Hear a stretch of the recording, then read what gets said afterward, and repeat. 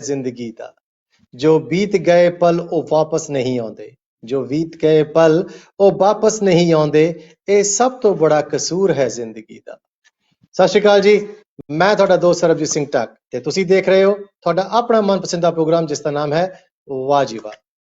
पहले तो माफी चाहते हैं क्योंकि सारी कुछ टेक्निकल प्रॉब्लम करके जो शो लाइव ऑन एयर थोड़ा लेट हो गया, लेकिन फिर भी कहते ना बीत गया पल वापस नहीं आता, इस करके मैं शेर भी यही बोलिया ते हुण ਅਸੀਂ रूबरू हो गए ਤੁਹਾਡੇ ਨਾਲ ਤੇ ਤੁਸੀਂ ਹੁਣ ਦੇਖ ਰਹੇ ਹੋ ਤੁਹਾਡਾ ਆਪਣਾ ਮਨਪਸੰਦ ਪ੍ਰੋਗਰਾਮ ਜਿਸ ਦਾ ਨਾਮ ਹੈ ਤੁਹਾਨੂੰ ਪਤਾ ਹੀ ਹੈ, ਦੱਸਣ ਦੀ ਲੋੜ ਨਹੀਂ। ਤੇ ਲਓ ਦੋਸਤੋ, ਮੈਂ ਜ਼ਿਆਦਾ ਸਮੇਂ ਨਹੀਂ ਲਵਾਂਗਾ, ਅੱਜ ਮੈਂ ਕੋਈ ਕਹਾਣੀ ਨਹੀਂ ਸੁਣਾਉਂਗਾ ਕਿਉਂਕਿ ਅਸੀਂ ਵੈਸੇ ਹੀ ਲੇਟ ਹੋ ਚੁੱਕੇ ਹਾਂ ਅੱਜ ਸ਼ੋਅ ਵਾਸਤੇ। ਤੇ ਹਾਂ, ਤੁਹਾਨੂੰ रूबरू ਕਰਾਵਾਂਗੇ ਅੱਜ ਦੇ ਮਹਿਮਾਨ ਨਾਲ। ਅੱਜ ਦੇ ਮਹਿਮਾਨ ਸਾਡੇ ਨਾਲ ਸਭ ਤੋਂ ਪਹਿਲਾਂ ਦੱਸ ਦਵਾਂ ਕਿ ਇੰਡੀਆ ਤੋਂ ਜੁੜੇ ਨੇ ਔਰ ਇਹ ਇਸ ਵੇਲੇ ਮੌਜੂਦਾ ਜੋ ਪੰਜਾਬ 'ਚ ਰਹਿ ਰਹੇ ਨੇ ਔਰ ਇਹ ਸਰਕਾਰੀ ਅਧਿਆਪਕ ਦੇ ਤੌਰ ਤੇ ਜਿਹੜਾ ਪੰਜਾਬੀ ਸਿੱਖਿਆ ਭਵਨ ਹੈ ਉਹਦੇ ਵਿੱਚ ਕੰਮ ਕਰ ਰਹੇ ਨੇ। ਤੇ ਇਹ ਨਾਲ ਨਾਲ ਜਿਹੜੇ ਪੰਜਾਬੀ ਸਿੱਖਿਆ ਦੇ ਅਧਿਆਪਕ ਨੇ, ਲੇਕਿਨ ਨਾਲ ਨਾਲ ਇਹਨਾਂ ਦਾ ਜਿਹੜਾ ਸ਼ੌਂਕ ਹੈ ਉਹ ਕਵਿਤਾਵਾਂ ਤੇ ਜਾਂ ਆਪਾਂ ਕਹਿ ਲਈਏ ਕਹਾਣੀਆਂ ਜਾਂ ਕੁਛ ਵੀ ਰਚਨਾਵਾਂ ਲਿਖਣ ਦਾ ਉਹਨਾਂ ਨੂੰ ਬਹੁਤ ਜ਼ਿਆਦਾ ਸ਼ੌਂਕ ਹੈ ਔਰ ਪੰਜਾਬੀ ਸਾਹਿਤ ਵਿੱਚ ਇਹਨਾਂ ਦਾ ਨਾਂ ਬੜੇ ਅਦਬ ਨਾਲ ਲਿਆ ਜਾਂਦਾ ਹੈ।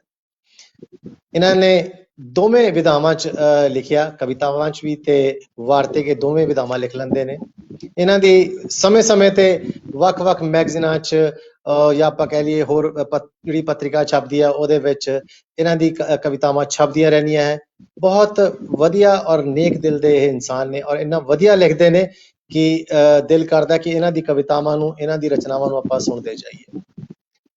ਇਹਨਾਂ ਨੇ ਹੁਣ ਤੱਕ ਜਿਹੜੀ ਇਹਨਾਂ ਦੀ ਆਪਾਂ ਮੁੱਖ ਦਿਲਚਸਪੀ ਦੀ ਗੱਲ ਕਰੀਏ ਤਾਂ ਮੁੱਖ ਦਿਲਚਸਪੀ ਇਹਨਾਂ ਦੀ ਹੈ ਮਾਨਵ ਦਾ ਕੁਦਰਤ ਨਾਲ ਰਿਸ਼ਤਾ। ਇਹਦੇ ਬਾਰੇ ਇਹਨਾਂ ਨੇ ਜ਼ਿਆਦਾ ਇਹ ਪ੍ਰਭਾਵਿਤ ਨੇ ਇਸ ਚੀਜ਼ ਨੂੰ ਲੈ ਕੇ ਕਿ ਮਨੁੱਖ ਦਾ ਕਿਸ ਤਰ੍ਹਾਂ ਇੱਕ ਰਿਸ਼ਤਾ ਜੋ ਹੈ ਉਹ ਕੁਦਰਤ ਨਾਲ ਹੈ। ਤੇ ਮੈਂ ਤੁਹਾਨੂੰ ਜ਼ਿਕਰ ਕਰ ਹੀ ਚੁੱਕਿਆ ਕਿ ਇਹਨਾਂ ਦੇ ਜਿਹੜੀ ਕਵਿਤਾ ਦੀ ਇੱਕ ਕਿਤਾਬ ਆਈ ਹੈ ਇਸ ਵੇਲੇ ਜੋ ਪਾਠਕਾਂ ਦੀ ਕਚਹਿਰੀ ਵਿੱਚ ਇਹਨਾਂ ਨੇ ਕਹਿੰਦੇ ਹਾਜ਼ਰੀ ਲਵਾਤੀ ਹੈ ਔਰ ਉਸ ਕਿਤਾਬ ਦਾ ਨਾਮ ਹੈ ਜੀਵਨ ਦੇ ਰੰਗ। ਇਹ ਕਿਤਾਬ ਇਹਨਾਂ ਦਾ ਕਾਵਿ ਸੰਗ੍ਰਹਿ ਸੀ ਜੋ ਇਹਨਾਂ ਨੇ ਜੀਵਨ ਦੇ ਰੰਗਾਂ ਨੇ ਵੱਖ-ਵੱਖ ਰੰਗਾਂ ਨੂੰ ਲੈ ਕੇ ਲਿਖਿਆ ਸੀ। ਤੇ ਮੈਂ ਜ਼ਿਆਦਾ ਸਮੇਂ ਨਹੀਂ ਲੈਂਦਾ, ਤੁਹਾਨੂੰ ਰੂਬਰੂ ਕਰਾਉਣਾ ਸਾਡੇ ਅੱਜ ਦੇ ਮਹਿਮਾਨ ਨਾਲ ਜਿਨ੍ਹਾਂ ਦਾ ਨਾਮ ਹੈ ਡਾਕਟਰ ਗੁਰਸ਼ਨ ਸਿੰਘ ਸੋਹਲ ਜੀ, ਸਾਡੇ ਨਾਲ ਜੁੜੇ ਨੇ ਇੰਡੀਆ ਤੋਂ। ਗੁਰਸ਼ਨ ਸਿੰਘ ਜੀ, ਤੁਹਾਡਾ ਬਹੁਤ-ਬਹੁਤ ਸਵਾਗਤ ਸਾਡੇ ਪ੍ਰੋਗਰਾਮ ਵਾਹ ਜੀ ਵਾਹ ਵਿੱਚ। ਤੁਸੀਂ ਵੀ ਸਾਡੇ ਸਰੋਤਿਆਂ ਨਾਲ ਫਤਿਹ ਦੀ ਸਾਂਝ ਪਾ ਲਓ। ਸਤਿ ਸ੍ਰੀ ਅਕਾਲ ਟੱਕ ਸਾਹਿਬ। ਪੂਰੇ ਵਿਸ਼ਵ ਵਿੱਚ ਵਸਦੇ ਪੰਜਾਬੀ ਸ਼ਬਦ ਤੇ ਅਦਬ ਨਾਲ ਜੁੜੇ ਮੇਰੇ ਆਪਣਿਆਂ ਨੂੰ ਪਿਆਰ ਭਰੀ ਸਤਿ ਸ੍ਰੀ ਅਕਾਲ। ਟੱਕ ਸਾਹਿਬ, ਮੈਂ ਤੁਹਾਡਾ ਬਹੁਤ ਬਹੁਤ ਧੰਨਵਾਦੀ ਹਾਂ ਕਿ ਤੁਸੀਂ ਮੇਰੇ ਪਰਿਵਾਰ ਦੇ ਪੂਰੇ ਵਿਸ਼ਵ ਵਿੱਚ ਵਸਦੇ ਲੋਕਾਂ ਨਾਲ ਮੇਰੀ ਮੁਲਾਕਾਤ ਕਰਵਾ ਰਹੇ ਹੋ ਆਪਣੇ ਮਾਧਿਅਮ ਰਾਹੀਂ। ਤੁਹਾਡਾ ਬਹੁਤ ਬਹੁਤ ਧੰਨਵਾਦ। ਹਾਂਜੀ ਸਰ। ਡਾਕਟਰ ਸਾਹਿਬ, ਤੁਹਾਨੂੰ ਇੱਕ ਵਾਰੀ ਫਿਰ ਜੀ ਆਇਆਂ ਅਸੀਂ ਕਹਿੰਦੇ ਹਾਂ ਸਾਡੇ ਇਸ ਪ੍ਰੋਗਰਾਮ ਵਾਹ ਜੀ ਵਾਹ ਵਿੱਚ।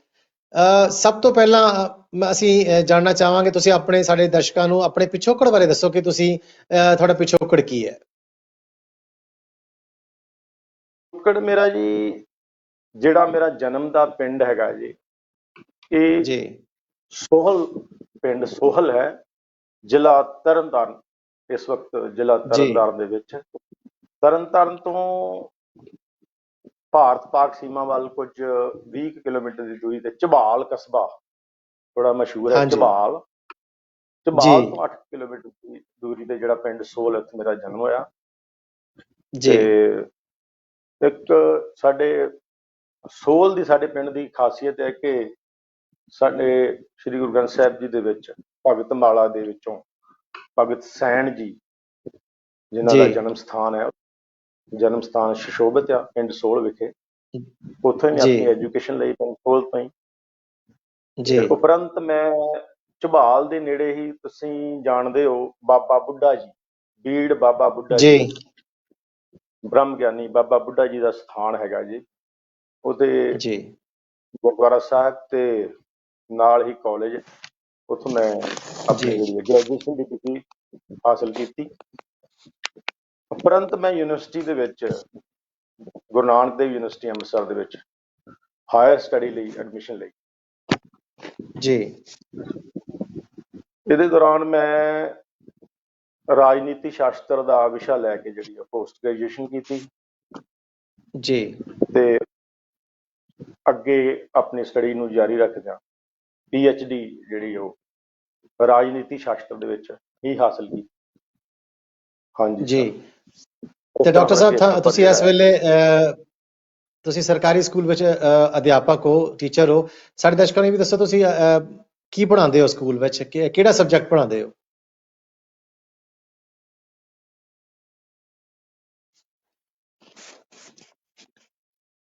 ਹੈਲੋ ਡਾਕਟਰ ਸਾਹਿਬ, ਆਵਾਜ਼ ਆ ਰਹੀ ਤੁਹਾਨੂੰ ਮੇਰੀ?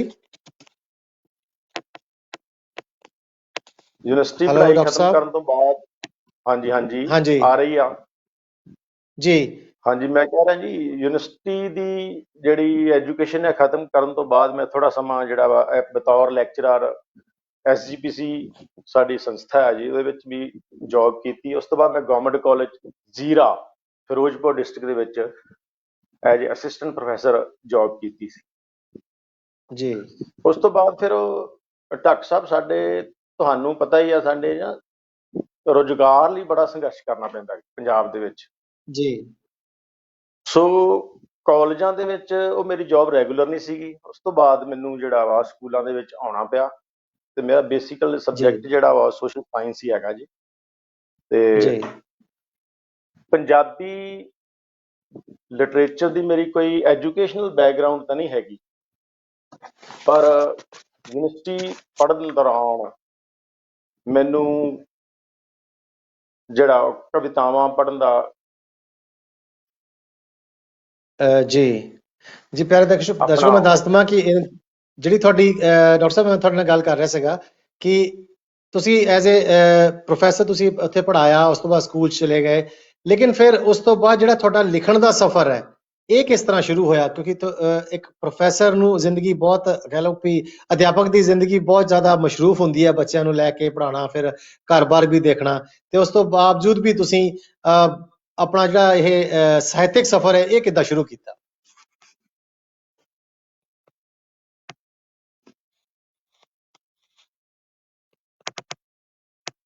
ਕਦੀ ਵੀ ਸਾਹਿਤ ਨਾਲ ਨਹੀਂ ਜੁੜਦਾ, ਨਾ ਪਿੱਛੇ ਮੈਂ ਝਾਤ ਮਾਰਾਂ ਤੇ ਪਰਿਵਾਰ ਵਿੱਚੋਂ ਵੀ ਕੋਈ ਸਾਹਿਤ ਨਾਲ ਜੁੜਿਆ ਹੋਇਆ ਨਹੀਂ ਸੀ।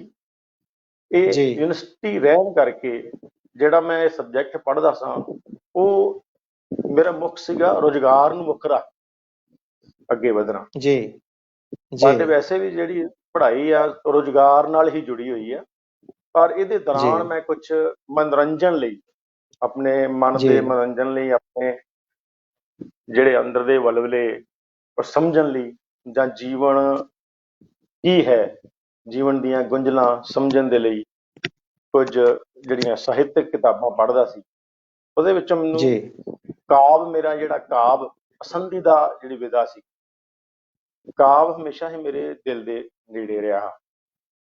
ਜੀ ਮੈਨੂੰ ਯਾਦ ਆਉਂਦਾ, ਪਿੰਡ ਰਹਿਣ ਦੌਰਾਨ ਵੀ ਘਰਦਿਆਂ ਨੇ ਕਈ ਵਾਰੀ ਕਹਿਣਾ ਕਿ ਜਿੱਦਾਂ ਮਾਵਾਂ ਕਹਿੰਦੀਆਂ ਹੀ ਆ ਬੱਚੇ ਨੂੰ ਕਿ ਬੇਟਾ ਪਾਠ ਕਰੋ, ਪਾਠ ਕਰਨਾ, ਪਰ ਪਾਠ ਕਈ ਵਾਰੀ ਪਾਠ ਕਰ ਲੈਣਾ ਪਰ ਉਹ ਸਮਝ ਕੁਛ ਨਾ ਆਉਣਾ। ਫਿਰ ਜੀ ਇਦਾਂ ਹੀ ਸਾਡਾ ਘਰ ਜਿਹੜਾ ਉਹ ਗੁਰਦੁਆਰਾ ਸਾਹਿਬ ਦੇ ਨੇੜੇ ਹੀ ਸੀਗਾ, ਤੇ ਕੀਰਤਨ ਸੁਣਨਾ, ਜਦੋਂ ਸ਼ਾਮ ਨੂੰ ਜੀ ਜਦੋਂ ਕੀਰਤਨ ਸੁਣਨਾ ਜਾਂ ਕੁਝ ਰਾਗ ਸੁਣਨੇ, ਤਾਂ ਉਹ ਕੁਦਰਤੀ ਤੌਰ ਤੇ ਜਿਹੜੇ ਆ ਉਹ ਮੈਨੂੰ ਬੜੇ ਪ੍ਰਭਾਵਿਤ ਕਰਦੇ ਸੀ, ਬੜਾ ਮੈਨੂੰ ਆਨੰਦ ਦਿੰਦੇ। ਸੋ ਇਹ ਕਾਵ ਦੇ ਨਾਲ ਮੇਰਾ ਇਹਦਾ ਐਕਸੀਡੈਂਟਲੀ ਰਿਸ਼ਤਾ ਹੋ ਗਿਆ। ਯੂਨੀਵਰਸਿਟੀ ਪੜ੍ਹਨ ਦੌਰਾਨ ਕੁਝ ਚੰਗੇ ਲੇਖਕਾਂ ਨੂੰ ਪੜ੍ਹਨ ਦੌਰਾਨ ਮੈਨੂੰ ਲੱਗਾ ਕਿ ਜੀ ਮੇਰਾ ਜਿਹੜਾ ਕਾਵ ਦੇ ਨਾਲ ਕੋਈ ਰਿਸ਼ਤਾ ਹੈ। ਤੋ ਫਿਰ ਮੈਂ ਆਪਣੇ ਸੋਸ਼ਲ ਗਰੁੱਪਸ ਦੇ ਵਿੱਚ ਥੋੜਾ ਕੁਝ ਲਾਈਨਾਂ, ਜਿਸ ਤਰ੍ਹਾਂ ਵੈਸੇ ਗਾਏ ਬਗਾਏ ਕੁਝ ਲਾਈਨਾਂ ਲਿਖ ਕੇ ਪਾਈਆਂ। ਕੁਝ ਦੋਸਤਾਂ ਨੇ ਜੀ ਉਹਨੂੰ ਚੰਗਾ ਸਮਝਿਆ, ਰਿਸਪੌਂਸ ਦਿੱਤਾ। ਫਿਰ ਜੀ ਹਲਾਸ਼ੇਰੀ ਮਿਲੀ ਆਸ-ਪਾਸ ਜਿਹੜੇ ਸਾਡੇ ਕਲੀਗਸ ਨੇ ਕਿ ਨਹੀਂ ਤੁਸੀਂ ਲਿਖੋ, ਕੁਛ ਲਿਖੋ। ਫਿਰ ਇਸ ਤਰ੍ਹਾਂ ਹੀ ਥੋੜਾ ਥੋੜਾ ਕਰਦਿਆਂ ਸੋਸ਼ਲ ਮੀਡੀਆ ਨੇ ਮੈਨੂੰ ਜਿਹੜਾ ਵਾ ਕਾਫੀ ਜਿਹੜਾ ਸਪੋਰਟ ਕੀਤਾ, ਤੇ ਮੈਨੂੰ ਲੱਗ ਗਿਆ ਕਿ ਮੇਰੀ ਜਿਹੜੀ ਆ ਕਾਵ ਰਚਨਾਵਾਂ ਮੈਂ ਲਿਖ ਸਕਦਾ ਔਰ ਮੈਨੂੰ ਲਿਖਣੀਆਂ ਚਾਹੀਦੀਆਂ। ਆਪਣੇ ਅੰਦਰ ਦੇ ਜਿਹੜੇ ਜਜ਼ਬਾਤ ਸੀ ਉਹ ਵਿਅਕਤ ਕਰਨ ਵਾਸਤੇ ਮੈਨੂੰ ਜਿਹੜਾ ਉਹ ਕਾਵ ਦਾ ਰਸਤਾ ਵਧੀਆ ਲੱਗਿਆ। ਸੋ ਡਾਕਟਰ ਸਾਹਿਬ ਇਸ ਤੁਸੀਂ ਤਰ੍ਹਾਂ ਜੇ ਆਪਾਂ ਗੱਲ ਕਰੀਏ ਕਿ ਤੁਸੀਂ ਜ਼ਿਆਦਾ ਦਿਲਚਸਪੀ ਤੁਹਾਡੀ ਹੈ ਮਨੁੱਖ ਦਾ ਕੁਦਰਤ ਨਾਲ ਰਿਸ਼ਤਾ ਅਤੇ ਜੀਵਨ ਦੇ ਫਲਸਫੇ ਨੂੰ ਲੈ ਕੇ ਤੁਸੀਂ ਜ਼ਿਆਦਾ ਲਿਖਿਆ ਹੈ ਜਾਂ ਉਹਨੂੰ ਜ਼ਿਆਦਾ ਤੁਸੀਂ ਮਹੱਤਵਤਾ ਦਿੰਦੇ ਹੋ, ਇਹਦੇ ਬਾਰੇ ਵੀ ਸਾਨੂੰ ਦੱਸੋ ਕੁਝ।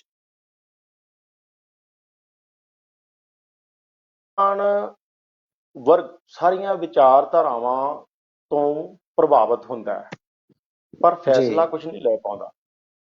ਜਿਵੇਂ ਸਿੱਖ ਧਰਮ ਦੀ ਗੱਲ ਕਰੀਏ ਤੇ ਪੰਜਾਬ ਵਿੱਚ ਪੈਦਾ ਹੋਇਆ, ਸਿੱਖ ਕਮਿਊਨਿਟੀ 'ਚ ਕੋਈ ਪੈਦਾ ਹੋਇਆ ਤੇ ਉਹ ਕੁਦਰਤੀ ਹੈ ਕਿ ਸਿੱਖ ਫਲਸਫੇ ਤੋਂ ਪ੍ਰਭਾਵਿਤ ਹੋਏਗਾ ਹੀ। ਪਰ ਯੂਨੀਵਰਸਿਟੀ ਰਹਿੰਦਿਆਂ ਮੈਂ ਜਦੋਂ ਆਪਣਾ ਸਬਜੈਕਟ ਰਾਜਨੀਤੀ ਸ਼ਾਸਤਰ ਪੜ੍ਹਦਾ ਰਿਹਾ ਤਾਂ ਉਹਦੇ ਵਿੱਚ ਲੱਗਿਆ ਕਿ ਮਾਰਕਸਵਾਦੀ ਸਾਹਿਤ ਜਿਹੜਾ ਉਹ ਬਿਲਕੁਲ ਹੀ ਧਰਮ ਦੇ ਉਲਟ ਦਿਸ਼ਾ ਵਿੱਚ ਇੱਕ ਫਲਸਫਾ ਹੈ, ਜਦਕਿ ਮਿਸ਼ਨ ਉਹਦਾ ਵੀ ਸਮਾਜਿਕ ਬਰਾਬਰਤਾ ਹੈ ਤੇ ਧਰਮ ਦਾ ਵਿਸ਼ਾ ਵੀ ਜਿਹੜਾ ਵਾ ਸਮਾਜਿਕ ਬਰਾਬਰਤਾ ਦੀ ਗੱਲ ਕਰਦਾ ਹੈ। ਫਿਰ ਇਹ ਜਿਹੜੀਆਂ ਕਨਫਿਊਜ਼ਨ ਹੈ ਇਹਨਾਂ ਦੇ ਹੱਲ ਕਰਨ ਵਾਸਤੇ ਫਿਰ ਮੈਨੂੰ ਜਿਹੜਾ ਵਾ ਉਹ ਇਸ ਤਰ੍ਹਾਂ ਲਿਟਰੇਚਰ ਵੀ ਪੜ੍ਹਨਾ ਪਿਆ ਤੇ ਫਿਰ ਜਿਹੜੀਆਂ ਮੇਰੀਆਂ ਰਚਨਾਵਾਂ ਉਧਰ ਵੱਲ ਨੂੰ ਹੀ ਝੁਕਾਅ ਆ ਉਹਨਾਂ ਦਾ। ਮੈਂ ਅੱਗੇ ਤੁਹਾਨੂੰ ਕੋਈ ਰਚਨਾ ਇਸ ਤਰ੍ਹਾਂ ਦੀ ਸ਼ੇਅਰ ਕਰਾਂਗਾ ਤੁਹਾਡੇ ਨਾਲ ਜੇ ਇਜਾਜ਼ਤ ਹੋਏਗੀ। ਤੇ ਜਿਹੜੀ ਕਨਫਿਊਜ਼ਨ ਹੁੰਦੀ ਆਪਾਂ ਉਸ ਵੱਲ ਵੀ ਚੱਲਾਂਗੇ ਹੁਣੇ ਹੀ। ਹੁਣ ਗੱਲ ਕਰਦੇ ਤੁਹਾਡੇ ਜਿਹੜੀ ਪਹਿਲਾ ਕਾਵਿ ਸੰਗ੍ਰਹਿ ਆਇਆ ਸੀਗਾ ਜੀਵਨ ਦੇ ਰੰਗ, ਆਪਾਂ ਇਹਦੇ ਬਾਰੇ ਗੱਲ ਕਰਦੇ ਹਾਂ ਹੁਣ। ਤੇ ਮੈਂ ਆਪਣੀ ਟੀਮ ਨੂੰ ਕਹੂੰਗਾ ਕਿ ਜੀਵਨ ਦੇ ਰੰਗ ਜਿਹੜੀ ਕਿਤਾਬ ਹੈ ਸਕਰੀਨ ਤੇ ਵੀ ਦਿਖਾ ਦਿੱਤੀ ਜਾਵੇ ਇੱਕ ਵਾਰ। ਡਾਕਟਰ ਸਾਹਿਬ, ਜੀਵਨ ਦੇ ਰੰਗ ਵਿੱਚ ਤੁਸੀਂ ਕੀ ਅਸਲ 'ਚ ਉਸ ਕਿਤਾਬ ਵਿੱਚ ਕੀ ਲੈ ਕੇ ਆਏ ਸੀ? ਜੀਵਨ ਦੇ ਰੰਗ ਜੋ ਤੁਹਾਡੀ ਕਿਤਾਬ ਛਪੀ ਹੈ, ਇਸ ਵਿੱਚ ਤੁਸੀਂ ਕਿਹੜੇ ਜੀਵਨ ਦੇ ਰੰਗ ਦਿਖਾਏ?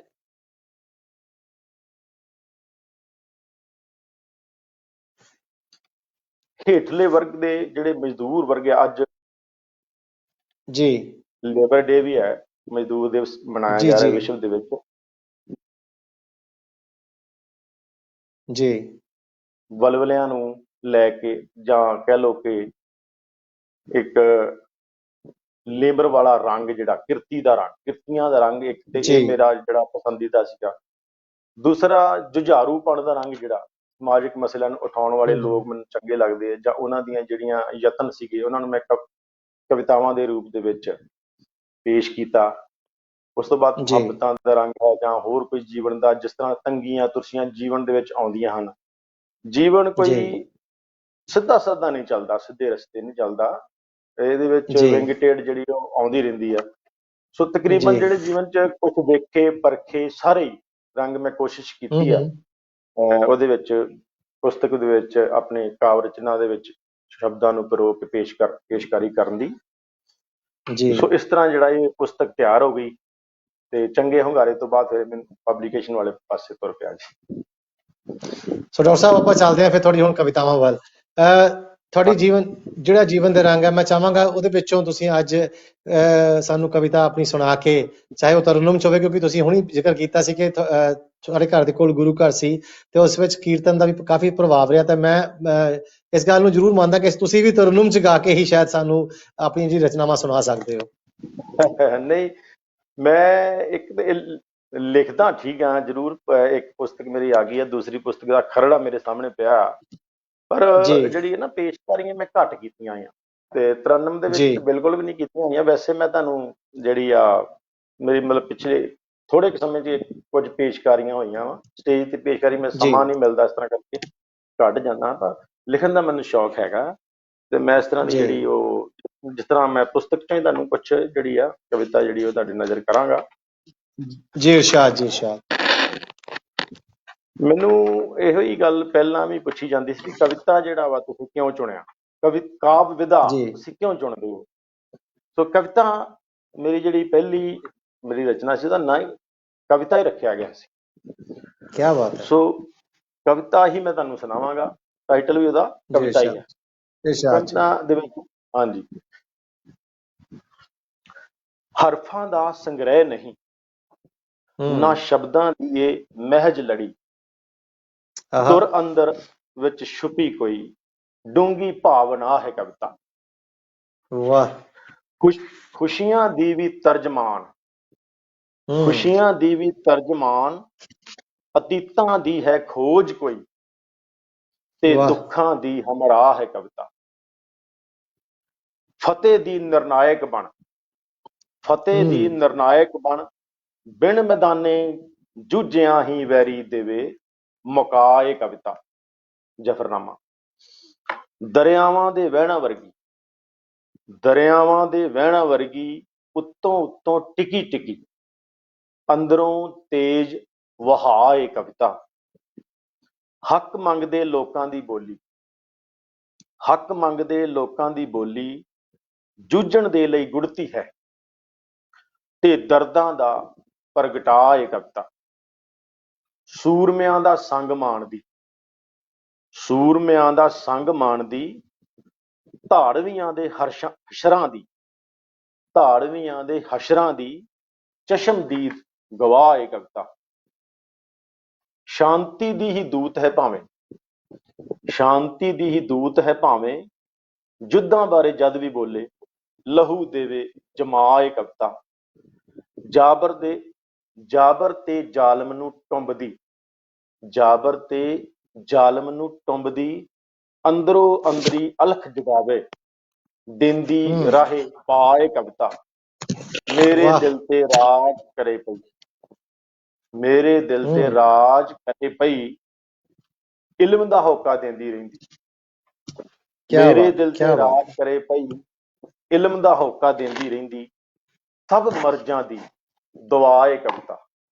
ਸਭ ਮਰਜ਼ਾਂ ਦੀ ਦੁਆ ਇਹ ਕਵਿਤਾ। ਧੰਨਵਾਦ। ਕਿਆ ਬਾਤ ਹੈ ਡਾਕਟਰ ਸਾਹਿਬ, ਵਾਕਈ ਕਵਿਤਾ ਨੂੰ ਕਵਿਤਾ ਬਾਰੇ ਲਿਖ ਕੇ ਕਵਿਤਾ ਦੇ ਉੱਪਰ ਕਹਿਣਾ ਇੱਕ ਬਹੁਤ ਬੜੀ ਗੱਲ ਹੈ, ਔਰ ਤੁਸੀਂ ਬਹੁਤ ਵਧੀਆ ਇਸ ਗੱਲ ਨੂੰ ਦੱਸਿਆ ਕਿ ਕਵਿਤਾ ਅਸਲ 'ਚ ਹੈ ਕੀ, ਉਹ ਅਹਿਸਾਸ ਕਿਸ ਤਰ੍ਹਾਂ ਹੁੰਦਾ। ਔਰ ਕਵਿਤਾ ਲਿਖੀ ਵੀ ਤਾਂ ਹੀ ਉਦੋਂ ਹੀ ਜਾਂਦੀ ਹੈ ਜਦੋਂ ਦਿਲ ਦੇ ਜਜ਼ਬਾਤ, ਦਿਲ 'ਚ ਜਿਹੜੇ ਵਲਵਲੇ ਹੁੰਦੇ ਨੇ ਉਹ ਉੱਠਦੇ ਨੇ, ਔਰ ਫਿਰ ਬੰਦਾ ਕਹਿੰਦਾ ਯਾਰ ਆਪਾਂ ਇਹਨੂੰ ਹੁਣ ਕਾਗਜ਼ ਦੀ ਹਿੱਕ ਦੇ ਉੱਪਰ ਲਾ ਹੀ ਦਈਏ, ਤੇ ਫਿਰ ਉਹ ਕਵਿਤਾ ਇੱਕ ਬਣੀ ਜਾਂਦੀ ਹੈ। ਡਾਕਟਰ ਸਾਹਿਬ ਤੁਸੀਂ ਹੁਣੀ ਕਵਿਤਾ ਦੇ ਉੱਪਰ ਕਵਿਤਾ ਸਾਨੂੰ ਸੁਣਾਈ ਹੈ, ਲੇਕਿਨ ਅੱਜ ਤੁਸੀਂ ਪਹਿਲਾਂ ਜ਼ਿਕਰ ਕਰਕੇ ਹਟੇ ਕਿ ਅੱਜ ਮਜ਼ਦੂਰ ਡੇ ਵੀ ਹੈ, ਲੇਬਰ ਡੇ 1 ਮਈ ਹੈ, ਔਰ ਮੈਂ ਚਾਹਾਂਗਾ ਕਿ ਤੁਸੀਂ, ਕਿਉਂਕਿ ਇਹ ਵੀ ਇੱਕ ਜੀਵਨ ਦਾ ਰੰਗ ਹੈ, ਮਜ਼ਦੂਰੀ ਜਿਹੜੀ ਹੈ ਇਹ ਸਾਡੇ ਜੀਵਨ ਦਾ ਹਿੱਸਾ ਹੈ, ਆਪਾਂ ਸਾਰੇ ਮਜ਼ਦੂਰ ਇੱਕ ਤਰ੍ਹਾਂ ਨਾਲ ਜੇ ਦੇਖਿਆ ਜਾਵੇ, ਤਾਂ ਮੈਂ ਚਾਹਾਂਗਾ ਕਿ ਤੁਸੀਂ ਜ਼ਰੂਰ ਅੱਜ ਆਪਣੀ ਰਚਨਾ ਨਾਲ ਆਪਾਂ ਸਾਰਿਆਂ ਨੂੰ, ਆਪਣੇ ਆਪ ਨੂੰ ਬੇਸ਼ੱਕ ਆਪਾਂ ਕਹਿ ਲਈਏ ਇੱਕ ਸ਼ਰਧਾਂਜਲੀ ਦਈਏ ਇੱਕ ਕਵਿਤਾ ਦੇ ਤੌਰ ਤੇ। ਸੋ ਮੈਂ ਚਾਹਾਂਗਾ ਤੁਸੀਂ ਇੱਕ ਕਵਿਤਾ ਜ਼ਰੂਰ ਸਾਡੇ ਨਾਲ ਸਾਂਝੀ ਕਰੋ ਮਜ਼ਦੂਰਾਂ ਲਈ। ਵੇਖੋ ਜੀ, ਸਮੂਹ ਵਿਸ਼ਵ ਵਿੱਚ ਵਸਦੇ ਮੇਰੇ ਜਿਹੜੇ ਪੰਜਾਬੀ ਭੈਣ ਭਰਾ ਵਾ, ਸਾਰੇ ਜਿੱਤ ਦੇ ਉੱਚੇ ਸੁੱਚੇ ਜਜ਼ਬੇ ਨੂੰ ਪਰਨਾਏ ਹੋਏ ਆ, ਸਾਰਿਆਂ ਨੂੰ ਸਲੂਟ ਆ ਕਿ ਉਹ ਸਾਰੀ ਦੁਨੀਆ ਦੇ ਵਿੱਚ ਆਪਣੀ ਮਿਹਨਤ ਦੇ ਨਾਲ ਆਪਣਾ ਨਾਂ ਕਮਾ ਰਹੇ ਆ, ਤੇ ਕਿਰਤ ਜਿਹੜਾ ਵਾ ਸਾਡੇ ਸੱਚੇ ਪਾਤਸ਼ਾਹ ਸ੍ਰੀ ਗੁਰੂ ਨਾਨਕ ਸਾਹਿਬ ਜੀ ਦਾ ਸਭ ਤੋਂ ਪਹਿਲਾ ਉਪਦੇਸ਼ ਕਿਰਤ ਹੀ ਹੈ ਜੀ। ਸੋ ਇਹਦੇ ਬਾਰੇ ਦੇ ਵਿੱਚ ਮੈਂ ਤੁਹਾਨੂੰ ਅੱਜ ਹੀ ਮੈਂ ਇੱਕ ਕਵਿਤਾ ਸੁਣਾਵਾਂਗਾ ਤੁਹਾਨੂੰ। ਖੁੱਲੀ ਕਵਿਤਾ ਦਾ ਮੈਂ ਤੁਹਾਨੂੰ ਦੱਸਿਆ ਸੀਗਾ ਪਹਿਲਾਂ ਹੀ, ਖੁੱਲੀ ਕਵਿਤਾ ਦਾ ਮੈਨੂੰ ਥੋੜਾ ਜਿਹਾ ਮੇਰੇ ਦਿਲ ਦੇ ਹੋਰ ਨੇੜੇ ਆ। ਖੁੱਲੀ ਕਵਿਤਾ ਦੇ ਰਾਹੀਂ ਤੁਸੀਂ ਖੁੱਲ ਕੇ ਮੈਸੇਜ ਦੇ ਸਕਦੇ ਹੋ। ਮੈਂ ਬਹੁਤ ਘੱਟ ਲਿਖਾਂ ਵੈਸੇ, ਕਾਰਨ ਕਿ ਮੈਂ ਚਾਹੁੰਦਾ ਕੋਈ ਵੀ ਕਵਿਤਾ ਲਿਖੀ ਜਾਵੇ ਤੇ ਉਹਦੇ ਵਿੱਚ ਕੋਈ ਨਾ ਕੋਈ ਮੈਸੇਜ ਜ਼ਰੂਰ ਹੋਵੇ, ਕੋਈ ਸੁਨੇਹਾ ਜਿਹੜਾ ਵਾ ਜ਼ਰੂਰ ਜਾਵੇ। ਸੋ ਇਸ ਤਰ੍ਹਾਂ ਦਾ ਮੈਂ ਇੱਕ ਕੋਸ਼ਿਸ਼ ਕੀਤੀ ਸੀਗੀ, ਉਹ ਮੈਂ ਤੁਹਾਡੀ ਨਜ਼ਰ ਕਰ ਰਿਹਾ ਜੀ।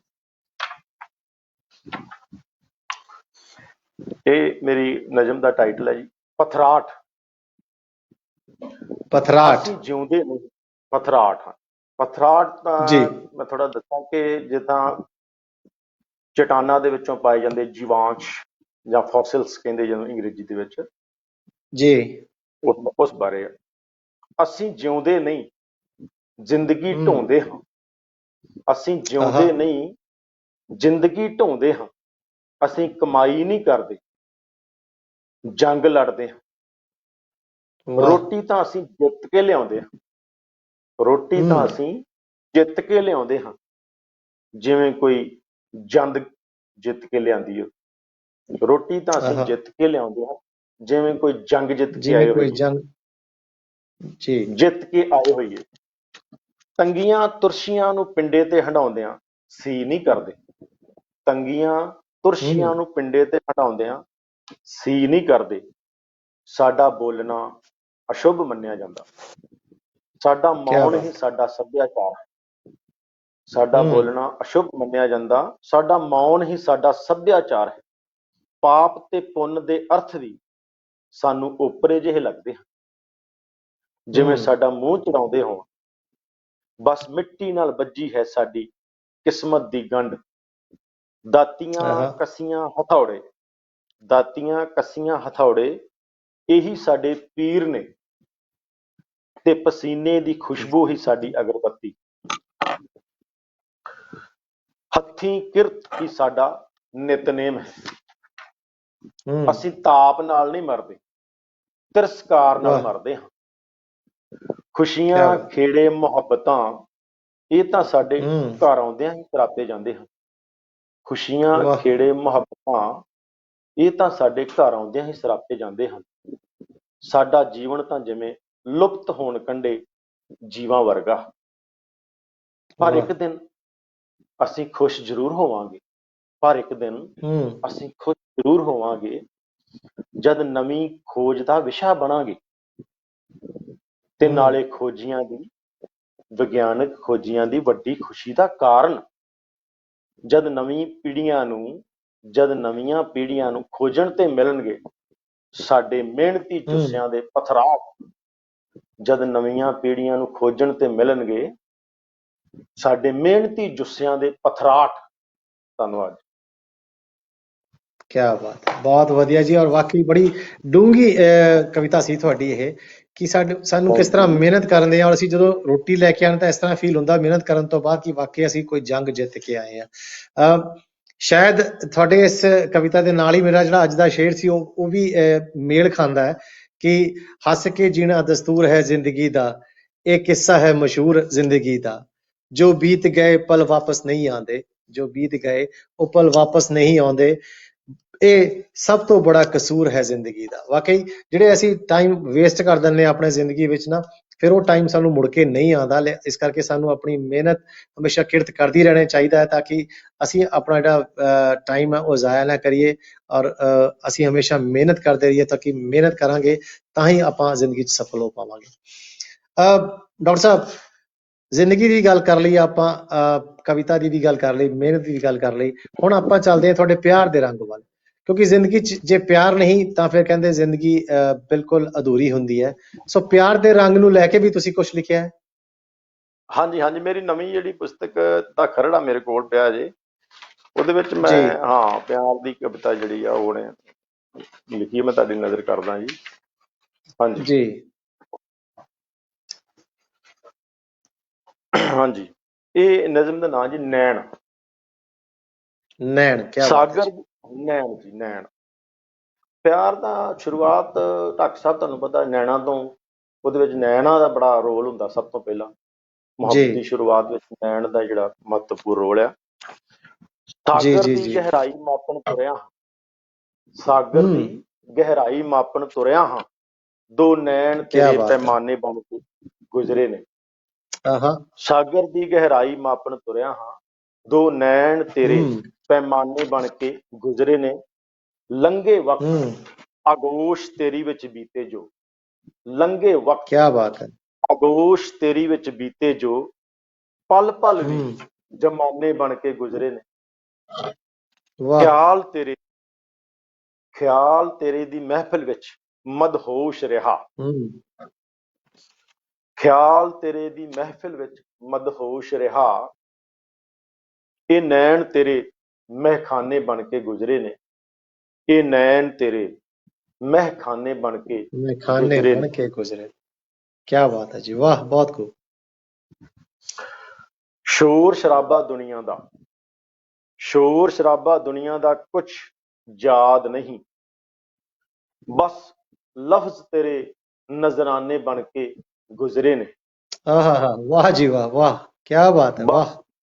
ਲਫ਼ਜ਼ ਤੇਰੇ ਨਜ਼ਰਾਨੇ ਬਣ ਕੇ ਗੁਜ਼ਰੇ ਨੇ, ਰਾਹ ਤੇਰੀ ਦਾ ਰਾਹੀ ਬਣ ਕੇ ਤੁਰਦਾ ਗਿਆ, ਰਾਹ ਤੇਰੀ ਦਾ ਰਾਹੀ ਬਣ ਕੇ ਤੁਰਦਾ ਗਿਆ, ਆਪ ਮੁਹਾਰੇ ਪੈਰ ਮੇਰੇ دیਵਾਨੇ ਬਣ ਕੇ ਗੁਜ਼ਰੇ ਨੇ, ਆਪ ਕਿਆ ਬਾਤ ਹੈ ਜੀ, ਵਾਹ।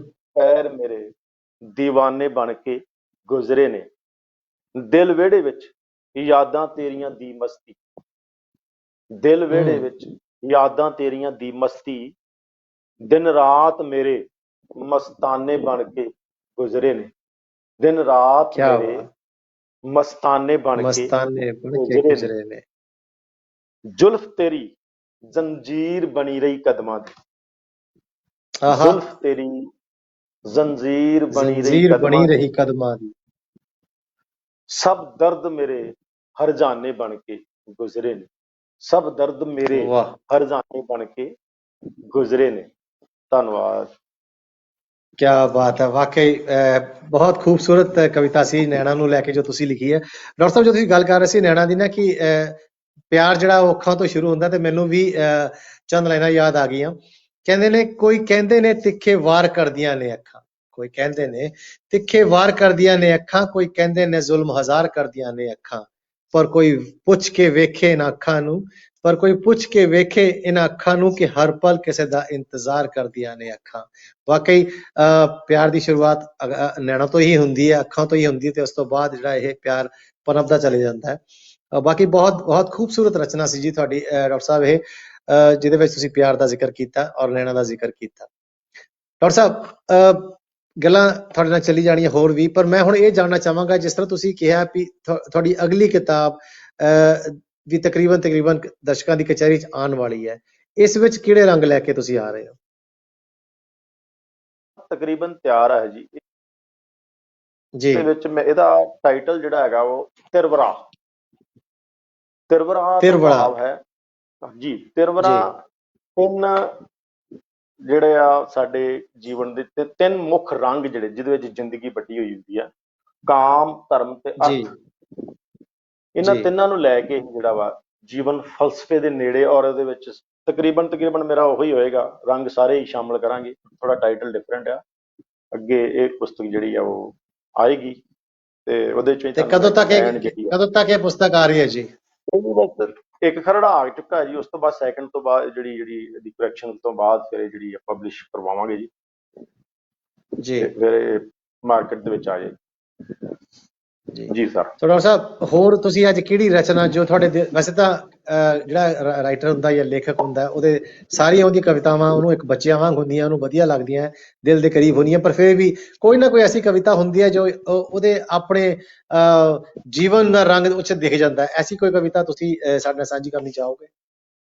ਬਿਲਕੁਲ ਜੀ, ਮੈਂ ਤੁਹਾਨੂੰ ਜੀਵਨ ਦੀ ਗੱਲ ਤੁਸੀਂ ਪਹਿਲਾਂ ਕੀਤੀ ਸੀ ਸ਼ੁਰੂ ਚ, ਕਿ ਜੀਵਨ ਤੇ ਕੁਦਰਤ ਦੇ ਨਾਲ ਜਿਹੜਾ ਰਿਸ਼ਤਾ ਆ ਮਨੁੱਖ ਦਾ, ਇਹ ਵੇਖੋ ਹਰ ਨੌਜਵਾਨ ਜਿਹੜਾ ਜਦੋਂ ਜ਼ਿੰਦਗੀ ਸਾਰੀਆਂ ਚੀਜ਼ਾਂ ਕਿਤਾਬਾਂ ਚੋਂ, ਜਾਂ ਠੀਕ ਆ ਸਾਡੇ ਬਜ਼ੁਰਗ ਵੀ ਸਾਨੂੰ ਦੱਸਦੇ ਆ, ਗਾਈਡ ਕਰਦੇ ਰਹਿੰਦੇ ਆ ਨੌਜਵਾਨ, ਪਰ ਕੁਝ ਚੀਜ਼ਾਂ ਵਿਅਕਤੀ ਨੂੰ ਜਿਹੜੀਆਂ ਵਾ ਉਹ ਆਪਣੇ ਅੰਦਰੋਂ ਹੀ ਲੱਭਣੀਆਂ ਪੈਂਦੀਆਂ, ਖੁਦ ਦੀ ਖੋਜ ਕਰਨੀ ਪੈਂਦੀ। ਇਹ ਸਾਰਾ ਕੁਝ ਤੁਹਾਨੂੰ ਬਾਹਰੋਂ ਨਹੀਂ ਮਿਲੇਗਾ, ਪੁਸਤਕਾਂ ਵੀ ਸਾਰਾ ਕੁਝ ਨਹੀਂ ਦੱਸਣਗੀਆਂ। ਕੁਝ ਤੁਹਾਡੇ ਅੰਦਰ, ਜਿਸ ਤਰ੍ਹਾਂ ਕਿਹਾ ਜਾਂਦਾ ਨਾ, ਰੱਬ ਤੁਹਾਡੇ ਅੰਦਰ ਜਾਂ ਤੋਂ ਅੰਦਰ ਹੀ ਖੋਜਣਾ ਹੈ, ਉਹ ਖੋਜ ਜਿਹੜੀ ਇਸ ਤਰ੍ਹਾਂ ਦੀ ਮੇਰੀ ਚੱਲਦੀ ਰਹਿੰਦੀ ਆ। ਤੇ ਇਸ ਤਰ੍ਹਾਂ ਦੀਆਂ ਫਿਰ ਜਿਹੜੀਆਂ ਮੇਰੀਆਂ ਰਚਨਾਵਾਂ ਵੀ ਹੁੰਦੀਆਂ, ਬਣਦੀਆਂ ਰਹਿੰਦੀਆਂ ਕਿ ਇਸ ਤਰ੍ਹਾਂ ਦੀ ਮੈਂ ਇੱਕ ਰਚਨਾ ਤੁਹਾਡੇ ਸਾਹਮਣੇ ਪੇਸ਼ ਕਰਨ ਲੱਗਾ ਜੀ। ਜੀਵਨ ਜੀਵਨ ਬੜੀ ਗੁੰਝਲਦਾਰ ਸਮੱਸਿਆ ਹੈ ਜੀ। ਜੀਵਨ ਨਾ ਸਮਝਾਂ ਤੇ ਜੀਵਨ, ਹਾਂਜੀ, ਨਾ ਸਮਝਾਂ ਤੇ ਬੁੱਧਾਂ, ਨਾ ਸਮਝਾਂ ਤੇ ਬੁੱਧਾਂ ਵਿੱਚ ਛਿੜਿਆ ਕੋਈ ਵਿਵਾਦ ਹੈ ਜੀਵਨ। ਨਾ ਸਮਝਾਂ ਤੇ ਬੁੱਧਾਂ ਦੇ ਵਿੱਚ ਛਿੜਿਆ ਕੋਈ ਵਿਵਾਦ ਹੈ ਜੀਵਨ, ਜਾਂ ਫਿਰ ਬਾਦਰਦਾਂ ਤੇ ਬੇਦਰਦਾਂ ਚ ਚੱਲਦਾ ਕੋਈ ਸੰਵਾਦ ਹੈ ਜੀਵਨ, ਜਾਂ ਫਿਰ ਬਾਦਰਦਾਂ ਤੇ ਬੇਦਰਦਾਂ ਵਿੱਚ ਚੱਲਦਾ ਕੋਈ ਸੰਵਾਦ ਹੈ ਜੀਵਨ। ਇਨਸਾਨਾਂ ਤੇ ਭਗਵਾਨਾਂ, ਇਨਸਾਨਾਂ ਤੇ ਭਗਵਾਨਾਂ, ਪਰਸਨਲ ਗੋਡਸ, ਇਨਸਾਨਾਂ ਤੇ ਭਗਵਾਨਾਂ ਦੀ ਸੋਚ ਤੋਂ ਪਰੇ,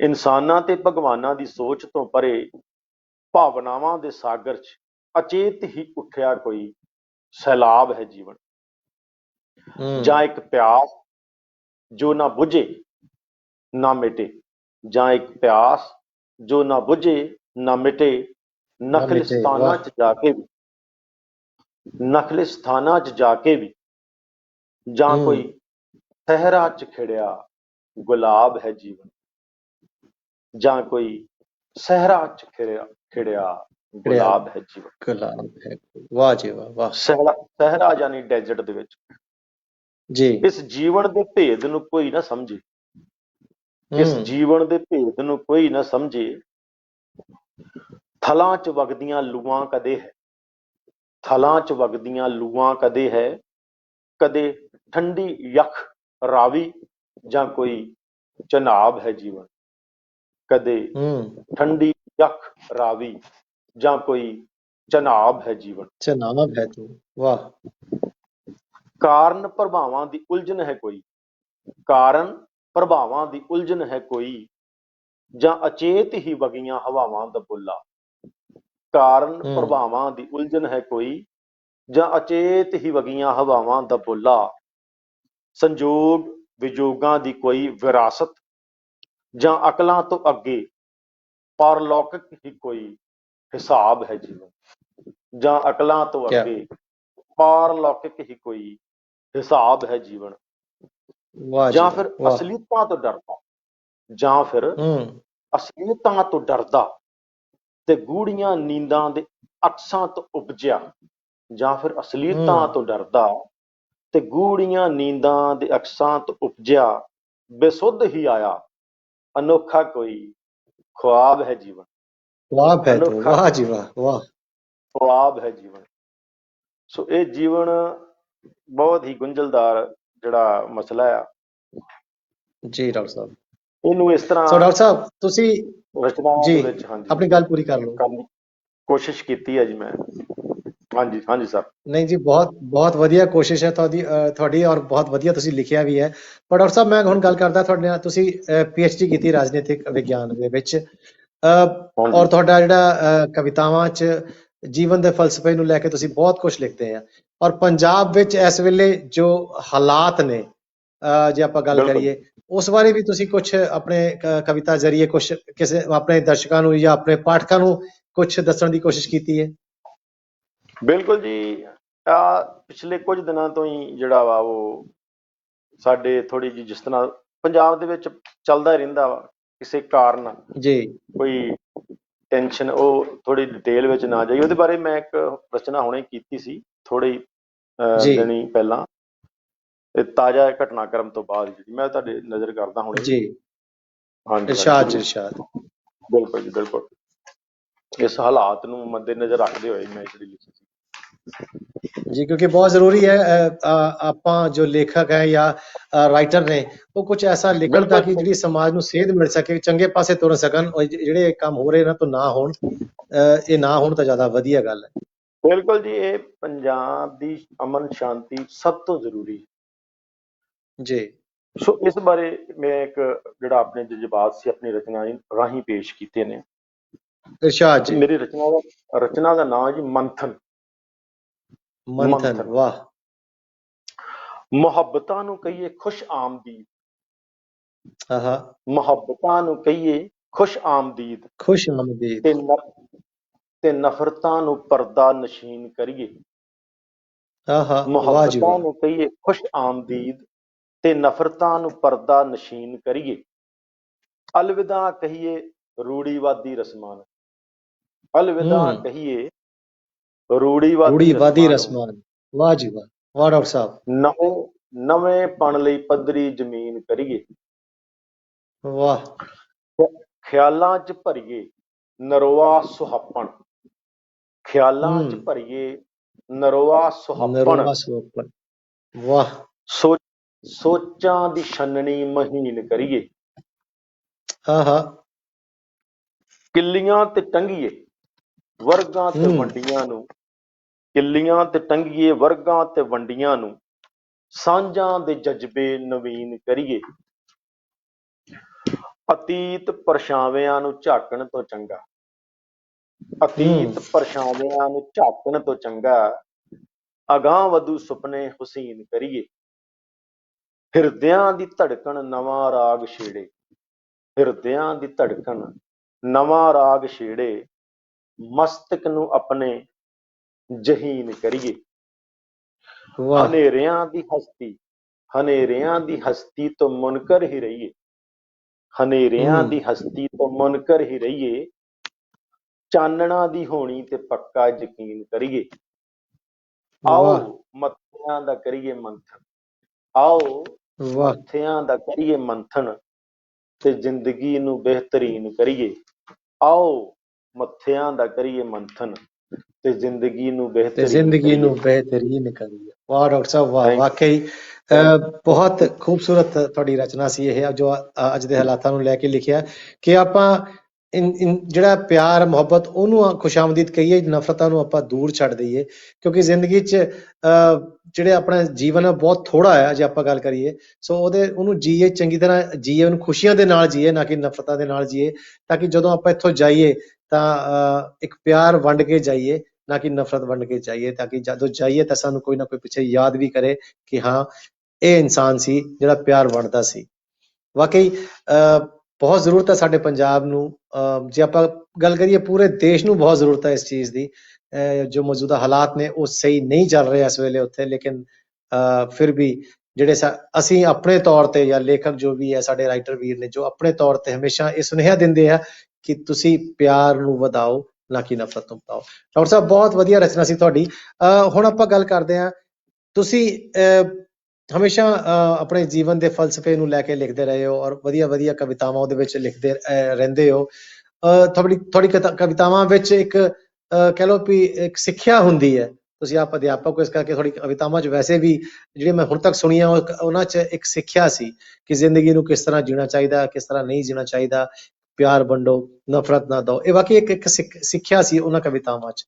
ਸੋ ਡਾਕਟਰ ਸਾਹਿਬ, ਹੋਰ ਸਾਡੇ ਦਰਸ਼ਕਾਂ ਵਾਸਤੇ ਤੁਸੀਂ ਕੀ ਖਾਸ ਲੈ ਕੇ ਆਏ ਹੋ ਅੱਜ, ਕੀ ਖਾਸ ਸੁਣਾਉਣਾ ਚਾਹੋਗੇ? ਤੇ ਅਸੀਂ ਤੁਹਾਨੂੰ ਵੱਧ ਤੋਂ ਵੱਧ ਸੁਣਨਾ ਚਾਹੁੰਦੇ ਹਾਂ ਸਾਡੇ ਦਰਸ਼ਕ, ਤਾਂ ਕਿ ਤੁਹਾਨੂੰ ਅਸੀਂ ਸੁਣ ਕੇ ਆਪਣੀ ਜ਼ਿੰਦਗੀ ਨੂੰ ਆਪਾਂ ਇੱਕ ਵਧੀਆ ਸੇਧ ਦੇ ਸਕੀਏ। ਤੁਸੀਂ ਪਹਿਲਾਂ ਗੱਲ ਕੀਤੀ ਆ, ਲੇਖਕ ਨੂੰ ਆਪਣੀਆਂ ਸਾਰੀਆਂ ਹੀ ਰਚਨਾਵਾਂ ਚੰਗੀਆਂ ਲੱਗਦੀਆਂ, ਤੇ ਵਾਕਈ ਇੱਕ ਜਿਸ ਤਰ੍ਹਾਂ ਤੁਸੀਂ ਰੰਗ, ਜੀਵਨ ਦੇ ਰੰਗ ਦੀ ਗੱਲ ਕੀਤੀ ਸੀ, ਉਹਦੇ ਵਿੱਚ ਸ਼ਹਾਦਤਾਂ ਦਾ ਰੰਗ ਵੀ ਸੀਗਾ। ਸ਼ਹਾਦਤਾਂ ਦੇ ਜੀ ਹਾਂ, ਵਿੱਚੋਂ ਹੁਣ ਪਿਛਲੇ ਸਾਲ ਅਸੀਂ ਸ਼੍ਰੀ ਗੁਰੂ ਤੇਗ ਬਹਾਦਰ ਜੀ ਦੀ ਲਾਸਾਨੀ ਸ਼ਹਾਦਤ ਤੇ ਉਹਨਾਂ ਦਾ ਪੁਰਬ ਜਿਹੜਾ ਵਾ 400 ਸਾਲਾ ਪਿਛਲੇ ਸਾਲ ਤੋਂ ਲਗਾਤਾਰ ਚੱਲ ਰਿਹਾ, ਦਿਹਾੜੇ ਮਨਾਏ ਜਾ ਰਹੇ ਆ। ਸੋ ਜੀ ਜੀ, ਸਾਰੇ ਹੀ ਸੰਸਾਰ ਦੇ ਲੋਕਾਂ ਨੂੰ ਸ਼੍ਰੀ ਗੁਰੂ ਤੇਗ ਬਹਾਦਰ ਜੀ ਦੀ ਜਿਹੜੀ ਸ਼ਹਾਦਤ ਆ ਉਹ ਟੁੰਬਦੀ ਆ। ਸਾਰੇ ਵਰਗਾਂ ਦੇ ਲੋਕ ਉਹਨਾਂ ਤੋਂ ਪ੍ਰਭਾਵਿਤ ਨੇ, ਇਸ ਸ਼ਹਾਦਤ ਤੋਂ। ਜੀ ਵਾਕਈ ਤੇ ਕੋਈ ਵੀ ਕਵੀ ਜਾਂ ਮੇਰਾ ਖਿਆਲ ਇਸ ਚੀਜ਼ ਤੋਂ ਮਤਲਬ ਵਾਂਝਿਆ ਨਹੀਂ ਰਿਹਾ ਹੋਏਗਾ ਕਿ ਉਹ ਉਹਨਾਂ ਬਾਰੇ ਕੋਈ ਗੱਲ ਨਾ ਕਰੇ। ਸੋ ਇਸ ਤਰ੍ਹਾਂ ਦੀ ਜੀ ਜਿਹੜੀ ਵਾਕਈ ਸ਼੍ਰੀ ਗੁਰੂ ਤੇਗ ਬਹਾਦਰ ਜੀ ਦਾ ਸ਼ਹਾਦਤ ਬਾਰੇ ਮੈਂ ਤੁਹਾਨੂੰ ਜਿਹੜਾ ਵਾ ਇੱਕ ਕਵਿਤਾ ਸੁਣਾਵਾਂਗਾ। ਜੀ ਇਰਸ਼ਾਦ ਜੀ। ਹਾਂਜੀ ਹਾਂਜੀ।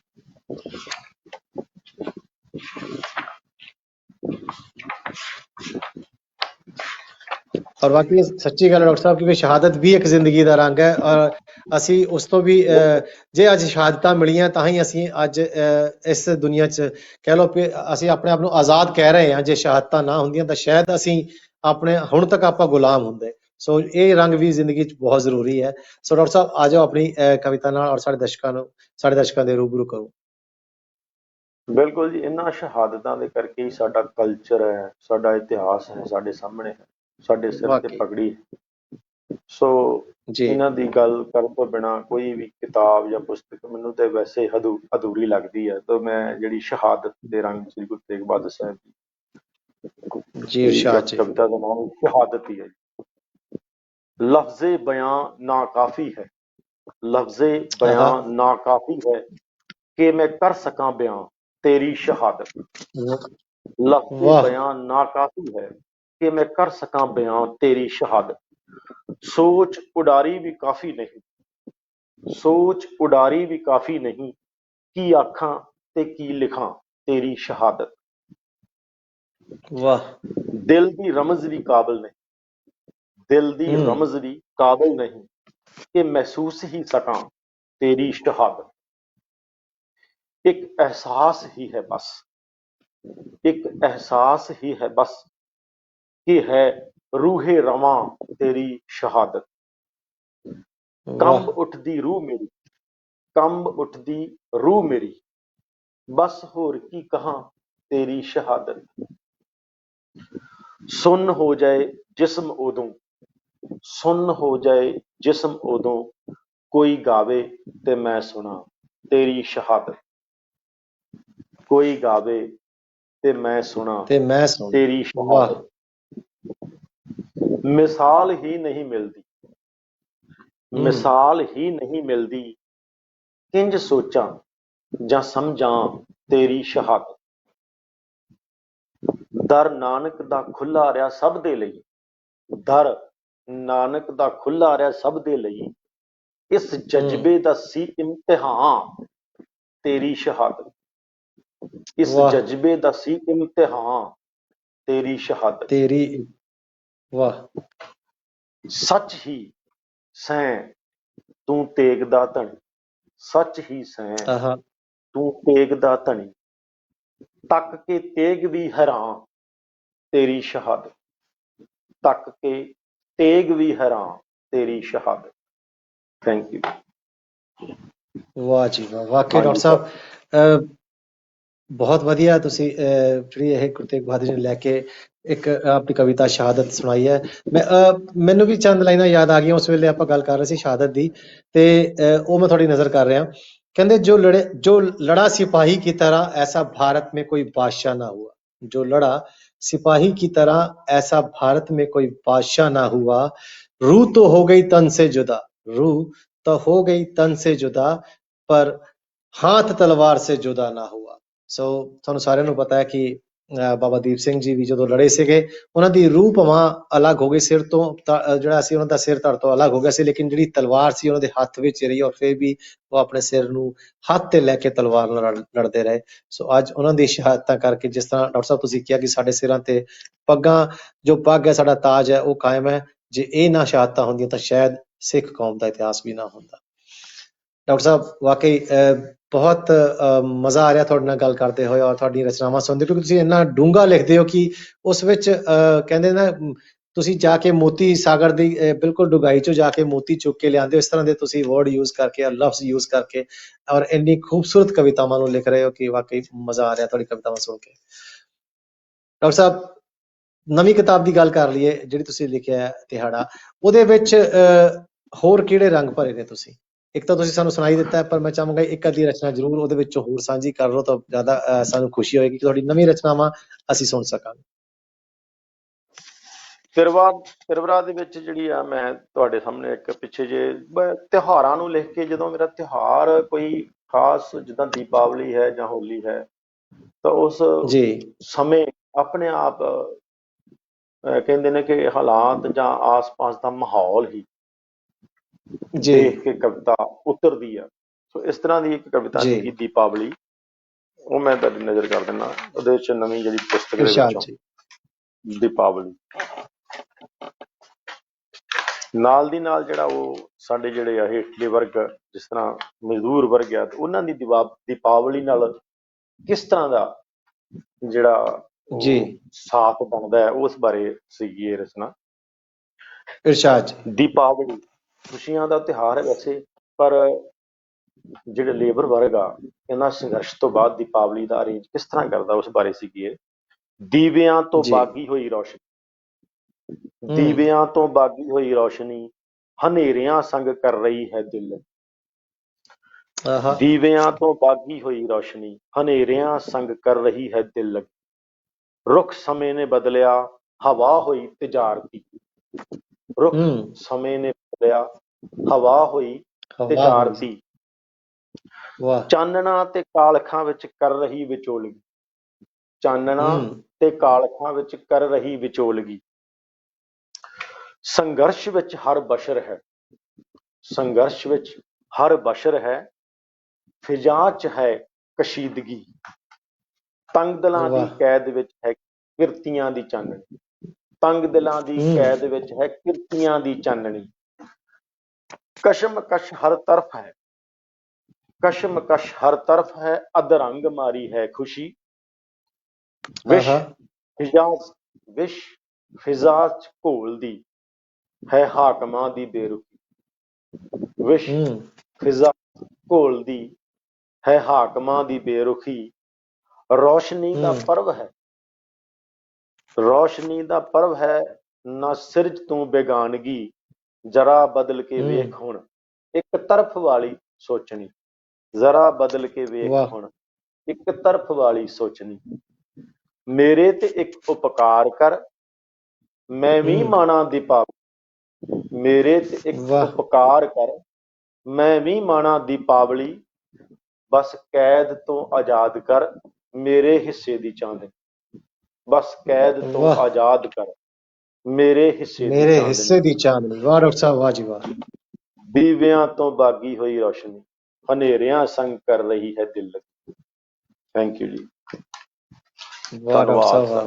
वाकई ਬਹੁਤ ਖੂਬਸੂਰਤ ਕਵਿਤਾ ਸੀਗੀ। ਡਾਕਟਰ ਸਾਹਿਬ ਦਿਲ ਤਾਂ ਨਹੀਂ ਕਰ ਰਿਹਾ, ਲੇਕਿਨ ਕਹਿੰਦੇ ਸਮਾਂ ਵੀ ਇਜਾਜ਼ਤ ਨਹੀਂ ਦਿੰਦਾ ਆਪਾਂ ਨੂੰ ਜ਼ਿਆਦਾ ਵੀ ਆਪਾਂ ਪ੍ਰੋਗਰਾਮ ਨੂੰ ਕਰ ਸਕੀਏ, ਕਿਉਂਕਿ ਅਗਲਾ ਪ੍ਰੋਗਰਾਮ ਵੀ ਆਪਾਂ ਨੂੰ ਹੋਣਾ ਹੈ। ਸੋ ਤੁਹਾਨੂੰ ਅਸੀਂ ਜ਼ਰੂਰ ਦਿਲ ਤੋਂ ਦਿਲੋਂ ਅਸੀਂ ਤੁਹਾਨੂੰ ਅਸੀਂ ਕਹਿੰਦੇ ਦੁਆ ਕਰਦੇ ਹਾਂ ਕਿ ਤੁਹਾਡੀ ਆਉਣ ਲਈ ਜਿੰਨੀਆਂ ਵੀ ਕਵਿਤਾਵਾਂ ਨੇ ਔਰ ਜਿੰਨੀਆਂ ਵੀ ਤੁਹਾਡੀ ਅੱਜ ਤੱਕ ਆਉਣ ਵਾਲੀਆਂ ਜਿਹੜੀਆਂ ਪੁਸਤਕਾਂ ਨੇ ਉਹ ਪਾਠਕਾਂ ਦੀ ਕਚਹਿਰੀ ਵਿੱਚ ਜ਼ਰੂਰ ਦਸਤਕ ਦੇਣ, ਉਹਨਾਂ ਦੇ ਦਿਲ ਨੂੰ ਛੂਹਣ, ਤਾਂ ਕਿ ਤੁਸੀਂ ਵਧੀਆ ਵਧੀਆ ਲਿਖ ਸਕੋ, ਤੁਹਾਡੀ ਕਿਤਾਬਾਂ ਨੂੰ ਪੜ੍ਹਨ ਔਰ ਤੁਸੀਂ ਹੋਰ ਵਧੀਆ ਲਿਖ ਕੇ ਸਾਡੇ ਰੂਬਰੂ ਆਉਂਦੇ ਰਹੋ। ਔਰ ਇਸ ਤਰ੍ਹਾਂ ਹੀ ਆਪਣੀ ਕਲਮ ਦੇ ਨਾਲ ਸਾਨੂੰ ਵੱਖ-ਵੱਖ ਜਿਹੜੇ ਰੰਗ ਹੈ ਜੀਵਨ ਦੇ ਉਹ ਸਾਨੂੰ ਦਿਖਾਉਂਦੇ ਰਹੋ। ਡਾਕਟਰ ਸਾਹਿਬ ਇੱਕ ਆਖਰੀ ਗੁਜ਼ਾਰਿਸ਼, ਅਗਰ ਤੁਸੀਂ ਇੱਕ ਅੱਧੇ ਮਿੰਟ 'ਚ ਆਪਣੀ ਕੋਈ ਖਾਸ ਦਿਲ ਦੀ ਗੱਲ ਸਾਡੇ ਦਰਸ਼ਕਾਂ ਨਾਲ ਕਰਨਾ ਚਾਹੁੰਦੇ ਹੋ ਤਾਂ ਤੁਸੀਂ ਕਰ ਲਓ ਪਲੀਜ਼।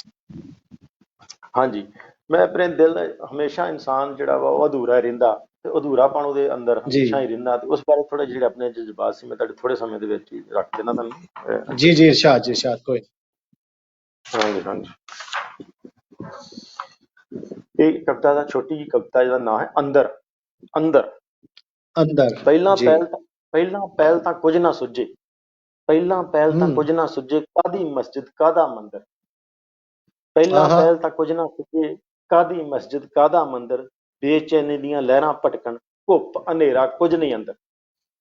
ਕੁਝ ਨਹੀਂ ਫਿਰ ਅੰਦਰ, ਕੋਈ ਵਾਹ ਜੀ ਮੋੜਾ ਵਾਹ। ਐਸਾ, ਫਿਰ ਕੋਈ ਮੋੜਾ ਐਸਾ ਆਉਂਦਾ, ਖੁੱਭ ਜਾਂਦਾ ਜਦ ਸੀਨੇ ਖੰਜਰ, ਗੂੜੀ ਨੀਂਦ ਤੋਂ ਪੜਦਾ ਉੱਠਦਾ, ਬਦਲ ਜਾਣ ਸਭ ਮਨ ਦੇ ਮੰਜਰ, ਗੂੜੀ ਨੀਂਦ ਤੋਂ ਪੜਦਾ ਉੱਠਦਾ, ਬਦਲ ਜਾਣ ਸਭ ਮਨ ਦੇ ਮੰਜਰ, ਉਲਟੀ ਜਾਪੇ ਜੀਵਨ ਧਾਰਾ, ਉਲਟੀ ਜਾਪੇ ਜੀਵਨ ਧਾਰਾ, ਧਰਤੀ ਬਰਸੇ ਭਿੱਜੇ ਅੰਬਰ, ਉਲਟੀ ਬਰਸੇ ਜੀਵਨ ਧਾਰਾ, ਧਰਤੀ ਬਰਸੇ ਭਿੱਜੇ ਅੰਬਰ, ਸ਼ਬਦ ਸੁਰਤ ਦੀ ਕਲਾ ਅਨੋਖੀ, ਸ਼ਬਦ ਸੁਰਤ ਦੀ ਕਲਾ ਅਨੋਖੀ, ਲੈ ਜਾਵੇ ਜੇ ਦਿਲ ਦੇ ਅੰਦਰ, ਅੰਦਰੋਂ ਗੋਬਿੰਦ ਗੱਜ ਉੱਠਦਾ ਹੈ, ਅੰਦਰੋਂ ਗੋਬਿੰਦ ਗੱਜ ਉੱਠਦਾ ਹੈ, ਗੋਬਿੰਦ ਗੱਜ ਉੱਠਦਾ, ਵਾਹ ਡਾਕਟਰ ਸਾਹਿਬ ਵਾਹ। ਅੰਦਰੋਂ ਗੋਬਿੰਦ ਗੱਜ ਉੱਠਦਾ ਹੈ, ਬੰਦਾ ਬਣੇ ਜੇ ਮਸਤ ਕਲੰਦਰ, ਤੇਰਾ ਕੁਝ ਨਹੀਂ ਤੇਰੇ ਬਾਝੋਂ, ਤੇਰਾ ਕੁਝ ਨਹੀਂ ਤੇਰੇ ਬਾਝੋਂ, ਵੇਖ ਕੇ ਪੜ੍ਹ ਲੈ, ਵੇਖ ਲੈ ਪੜ੍ਹ ਕੇ ਆਪਣਾ ਅੰਦਰ, ਵੇਖ ਲੈ ਪੜ੍ਹ ਕੇ ਆਪਣਾ ਅੰਦਰ। ਧੰਨਵਾਦ। ਵਾਹ ਡਾਕਟਰ ਸਾਹਿਬ ਵਾਹ। ਡਾਕਟਰ ਸਾਹਿਬ ਵਾਕਈ ਜਿਸ ਤਰ੍ਹਾਂ ਪਹਿਲਾਂ ਜ਼ਿਕਰ ਕੀਤਾ ਕਿ ਦਿਲ ਤਾਂ ਨਹੀਂ ਕਰ ਰਿਹਾ ਤੁਹਾਨੂੰ ਸਭ ਤੋਂ ਅਸੀਂ ਵਿਦਾਇਗੀ ਲਈ ਹੈ ਜਾਂ ਤੁਹਾਨੂੰ ਅਲਵਿਦਾ ਕਹੀ ਹੈ, ਲੇਕਿਨ ਫਿਰ ਵੀ ਵਕਤ ਦੇ ਨਾਲ ਚੱਲਣਾ ਪੈਂਦਾ ਹੈ। ਸੋ ਇੱਕ ਵਾਰੀ ਫਿਰ ਤਹਿ ਦਿਲ ਤੋਂ ਤੁਹਾਡਾ ਅਸੀਂ ਧੰਨਵਾਦ ਕਰਦੇ ਕਿ ਤੁਸੀਂ ਆਪਣੇ ਕੀਮਤੀ ਸਮੇਂ ਚੋਂ ਵਕਤ ਕੱਢ ਕੇ ਅੱਜ ਸਾਡੇ ਨਾਲ ਰੂਬਰੂ ਹੋਏ। ਹਾਲਾਂਕਿ ਆਪਣਾ ਪ੍ਰੋਗਰਾਮ ਲੇਟ ਹੋ ਗਿਆ ਸੀ, ਲੇਕਿਨ ਫਿਰ ਵੀ ਤੁਸੀਂ ਇਸ ਵੇਲੇ ਇੰਡੀਆ 'ਚ ਤਕਰੀਬਨ 11:30 ਦੇ ਟਾਈਮ ਹੋ ਚੁੱਕਿਆ ਹੈ ਔਰ ਤੁਸੀਂ ਸਾਡੇ ਨਾਲ ਮੌਜੂਦ ਹੋ। ਅਸੀਂ ਤਹਿ ਦਿਲੋਂ ਤੁਹਾਡਾ ਧੰਨਵਾਦ ਕਰਦੇ ਹਾਂ ਕਿ ਤੁਸੀਂ ਆਪਣੇ ਕੀਮਤੀ ਸਮੇਂ ਵਿੱਚੋਂ ਵਕਤ ਸਾਡੇ ਲਈ ਕੱਢਿਆ ਔਰ ਸਾਡੇ ਪ੍ਰੋਗਰਾਮ ਬਾਜੀ ਬਾਹ ਵਿੱਚ ਆਏ। ਸੋ ਇੱਕ ਵਾਰੀ ਫੇਰ ਬਹੁਤ ਬਹੁਤ ਧੰਨਵਾਦ ਆਪ ਜੀ ਦੇ ਅਦਾਰੇ ਦਾ। ਸੋ ਫਿਰ ਦਰਸ਼ਕੋ ਇਹ ਸੀ ਜੀ ਜੀ ਡਾਕਟਰ ਸਾਹਿਬ, ਤੁਸੀਂ ਮੈਨੂੰ ਵਿਸ਼ਵ ਦੇ ਕੋਨੇ-ਕੋਨੇ ਦੇ ਵਸਦੇ ਪੰਜਾਬੀਆਂ ਨਾਲ ਰੂਬਰੂ ਕਰਵਾਇਆ। ਤੁਹਾਡਾ ਬਹੁਤ ਬਹੁਤ ਧੰਨਵਾਦ ਡਾਕਟਰ ਸਾਹਿਬ। ਥੈਂਕ ਯੂ ਜੀ ਜੀ ਆਇਆਂ ਨੂੰ ਜੀ ਆਇਆਂ ਨੂੰ, ਥੈਂਕ ਯੂ ਜੀ। ਸੋ ਫਿਰ ਦਰਸ਼ਕੋ ਇਹ ਸੀ ਸਾਡੇ ਡਾਕਟਰ ਗੁਰਸ਼ੰਤ ਸਿੰਘ ਸੋਹਲ ਇੰਡੀਆ ਤੋਂ ਸਾਡੇ ਨਾਲ ਜੋ ਜੁੜੇ ਸੀ ਅੱਜ ਪ੍ਰੋਗਰਾਮ ਵਿੱਚ, ਔਰ ਇਹਨਾਂ ਦੀ ਰਚਨਾਵਾਂ ਤੁਸੀਂ ਸੁਣ ਹੀ ਲਿਆ।